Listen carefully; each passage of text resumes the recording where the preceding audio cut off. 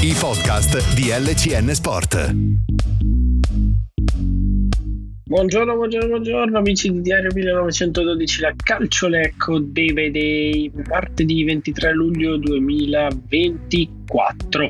Allora iniziamo subito, così vi fate un po' un'idea sui ritratti blucelesti. Oggi nascita di Alessio Tacchinardi, nato a Crema, 49 anni, ottima carriera da calciatore, lo sapete, no?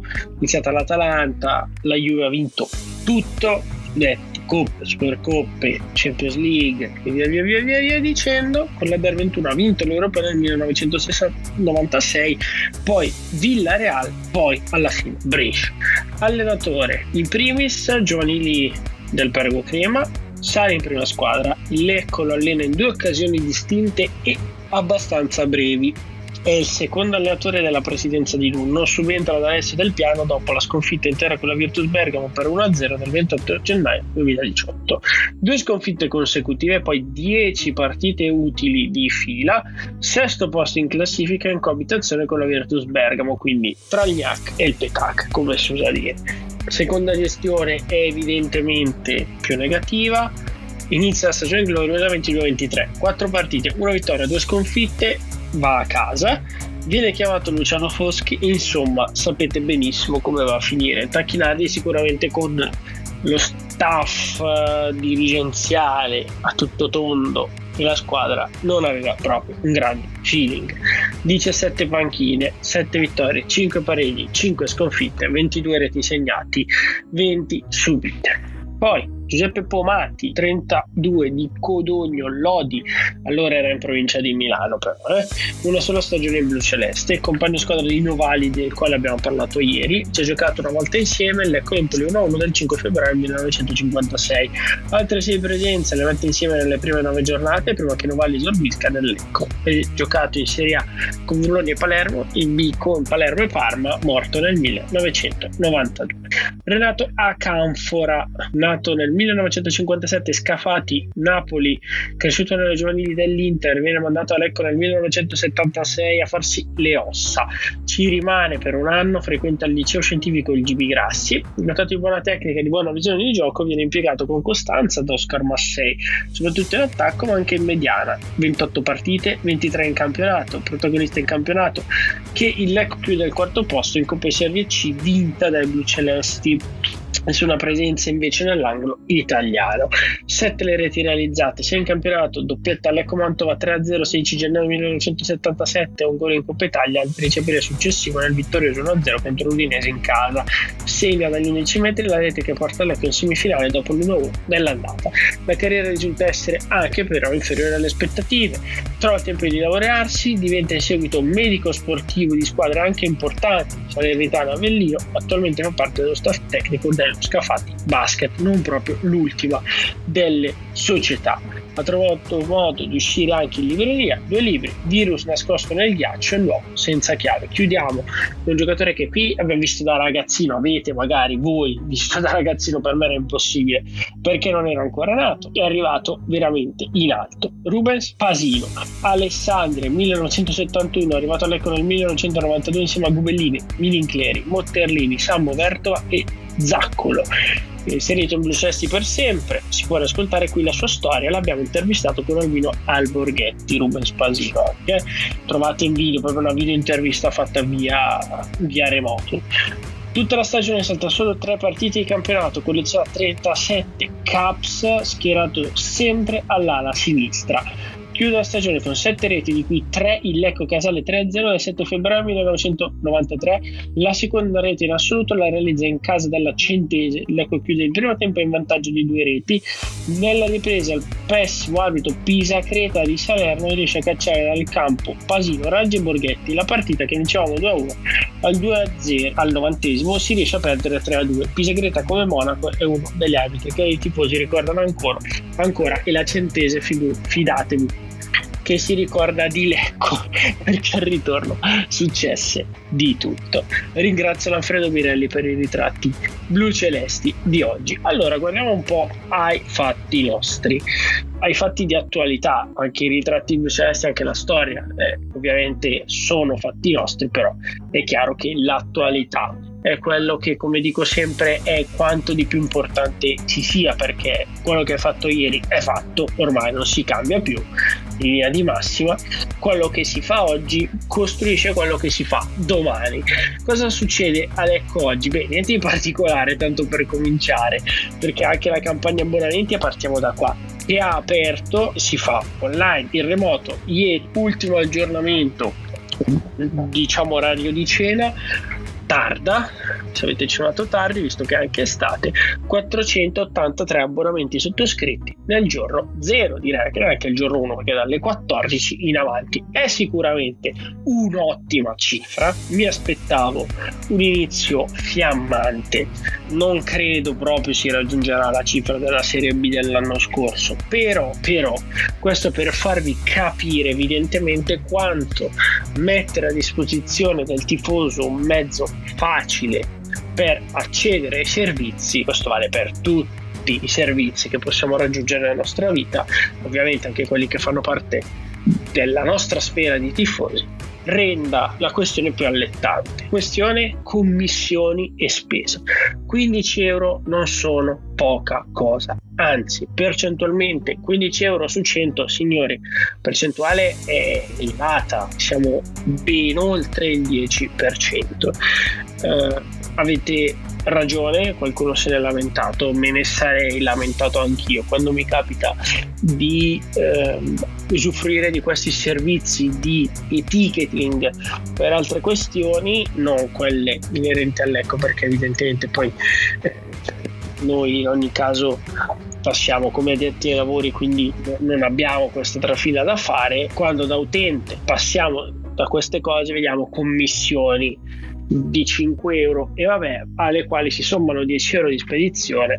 Storciamo il naso. D'altro canto, oltre a questo fattore di verità, vi propongo questo ragionamento che ho letto e condivido. Quanti di voi l'anno scorso hanno magari dovuto prendere ferie per fare coda in strada al caldo per un abbonamento per 3-4 ore magari? Più di uno, perché in tanti ve lo dicevate già l'anno scorso, quindi quest'anno quantomeno, se l'avete fatto online, dovete pagare, mettiamola così, dico tangente, no? Per questo servizio. È un brutto termine, è fuori luogo, però per farvi capire dovete pagare delle commissioni per il servizio, le spese di spedizione che sono elevate comunque, però lo avete fatto da casa in 5-10 minuti e vi arriva a casa. Dove sta la parte in cui cade la bilancia? Per tanti sta dalla parte del va bene, mi girano le palle quella mezz'ora, quei 2 giorni, quella settimana, per aver pagato 15 euro di commissione su 100 euro per la curva nord, ad esempio, che ovviamente percentualmente ha il rapporto più elevato. Però d'altro canto c'è gente che arriva dalla provincia di Bergamo e invece si vedrà arrivare l'abbonamento in casa sua e gli dice vabbè, sai che c'è, alla fine ci ho anche risparmiato tra gasolio, fastidio, attese, tutto ci ho risparmiato. Comunque 483 abbonamenti sono assolutamente una cifra più che ragguardevole per le prime ore di prevendita aperta. Dico prevendita perché poi adesso vi ricordo che c'è solo la fase online e poi dal 1 di agosto anche l'acquisto allo stadio, e più di una persona mi ha detto guarda, ho la possibilità di comprarlo allo stadio, niente spese di spedizione, che io me lo vado a fare allo stadio il 1 di agosto, tanto non penso che andranno esauriti. È un punto di vista che va condiviso e capito. Poi cosa abbiamo? Mercato non c'è granché, l'Ecco lavora a Veronello e secondo me, se tanto mi dà tanto, finirà tutta la settimana che ci separa da ieri, dal cambio di programma, con questa rosa, a meno che insomma succeda qualcosa di importante. In squadra c'è Mendoza, che già l'anno scorso era stato vagliato, e c'era ancora Bonazzoli, ex Fiorentina, un giocatore che ha fatto un lungo percorso con la maglia viola, 7 anni, è un 2005, è un trequartista. Più di una persona quando l'ha visto allenarsi mi ha detto questo sembra avere insomma i mezzi. È emerso poi adesso il suo nome insomma, ma era già 2 o 3 giorni che avevamo scoperto la sua identità, ne avevamo anche un po' ricostruito i passi che lo legavano a Lecco e al Lecco. C'è poco da dire sulla questione mercato, è in valutazione, non ha lo status di comunitario, mi risulta, e comunque non ha lo status di italiano, il che vorrebbe dire che come giovane di serie, se questa mia interpretazione è corretta, non varrebbe. Sapete che Lecco deve schierare 3 giovani di serie per 270 minuti e un quarto per almeno un minuto, deve fare i 271 minuti per arrivare al minimo richiesto per arrivare all'ottenimento del contributo federale. Quindi questa è una variante che va tenuta in considerazione. A me ha fatto una buona impressione quando l'ho visto a Lecco in tutti e 3 i giorni. È un giocatore che scende a prendere il pallone, però tenete conto che l'abbiamo visto giocare in partitelle su campo ridotto, quindi il ruolo è un po' misto, ha dato l'idea di venire più basso a prendere la palla rispetto a Tordini, è andato un po' a ricalcare il ruolo di Galli. In realtà quando l'abbiamo visto mentre Tordini ha giocato in maniera più offensiva, però sappiamo anche che Galli in questo momento un cambio non ce l'ha, e si tanto di da tanto Mendoza, se farà gli allenamenti congiunti che sono in programma, adesso ne parliamo, lo vedremo giocare lì, ma insomma ai posteri l'ardua sentenza. Prima di allora presumo che qualcosa dal mercato avremo già visto arrivare, per quanto il Lecco oggi non ha grandissimo spazio anche numericamente. Ci sono ancora un po' di uscite da completare, di Magnini abbiamo parlato, c'è ancora Ardizzone, sì, il permesso, come dicevamo, al di là del permesso evidentemente non fa parte del progetto, perché ormai dall'inizio della stagione è passata una settimana e Ardizzone non si è visto. Anche su Luachima io non sono sicuro che abbia tutta questa voglia di rimanere, e anche lui però non conterebbe come giovane di serie, ma sarebbe un over a tutti gli effetti, al di là delle formalità legate alla carta d'identità, e quindi è su questo profilo giovane. Vedremo se riuscirà a convincere Baldini e la dirigenza a ottenere insomma un contratto. E ripeto, gioca a testa alta, qualitativamente per quello che abbiamo visto mi è sembrato valido, però questa settimana abbondante a Veronello sarà veramente uno spartiacque, un po' per tante questioni. Dicevo, cambio di programma, niente Roveta, Veronello come ritiro più lungo, e poi al ritorno una doppia amichevole consecutiva tra le mura amiche dello stadio Riga Monticelli. Il perché di tutto ciò l'ha proprio spiegato Lecco, e quindi è la versione che prendiamo per buona. In via del tutto eccezionale al fine di ottimizzare la preparazione, di scelta di natura tecnico-organizzativa presa sulla base delle ottime condizioni di lavoro che il gruppo squadra staff tecnico hanno riscontrato al centro di Veronello. Prendo per buona questa spiegazione, ovviamente. Qualcuno ha storto il naso, anche io inizialmente ho detto ma come? Non è un cambio da poco. Non posso dirvi che mi sembra un'assurdità. Se ti trovi bene in un posto e hai la possibilità di starci di più, fare 10 giorni, fare 7+7, fare 10-11 giorni in un posto solo, la squadra in primis ti benedice perché non deve spostare armi e bagagli, i magazzinieri altrettanto, e quindi se ti trovi bene in un posto e hai la possibilità di rimanere lì e allungare il ritiro, fare magari un programma di lavoro diverso, più intenso adesso e comunque dopo, di stabilizzazione a casa, ci può stare. Chiaro è che questo cambia un po' quello che abbiamo sempre detto, no? Tutto cadenzato, 3 giorni, ritorno 3 giorni a Lecco, amichevole il 27, Rovetta una settimana, ritorno 3-4, amichevoli di chiusura, preparazione. E invece il Lecco fa qualcosa di diverso, non così tanto diverso se però ci ragionate. Fa 10 giorni di ritiro, 19, 29, il 28 in chiusura nel pomeriggio triangolare con il Chievo e la Vogherese, compagini di Serie D, alle 17:30. Me l'avete chiesto, per quello che vi posso dire io a oggi, a porte chiuse, per lo stesso motivo che ha visto questo ritiro rimanere a porte chiuse, logistica, impossibilità di accogliere in questo caso magari 100 tifosi, ci sarebbero i tifosi del Lecco, quelli del Chievo e la Vogherese e i suoi tifosi, perché insomma si porta dietro una storia non banale, la Vogherese, che magari tanti anni avete conosciuto come Voghera, quindi 100 di qua, magari 100 di là, dato che il Chievo gioca in casa, è anche la prima uscita di un certo livello con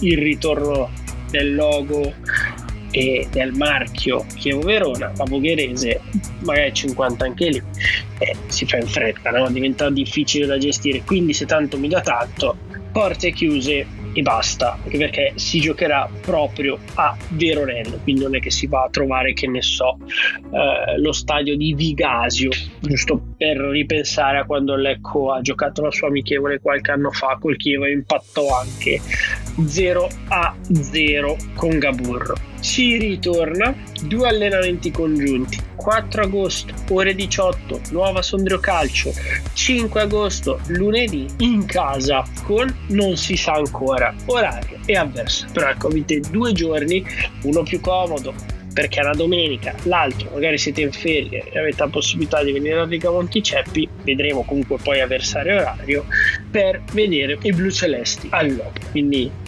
4 avversarie, 270 minuti per prepararsi poi a Lecco Milan Futuro di sabato 10 agosto.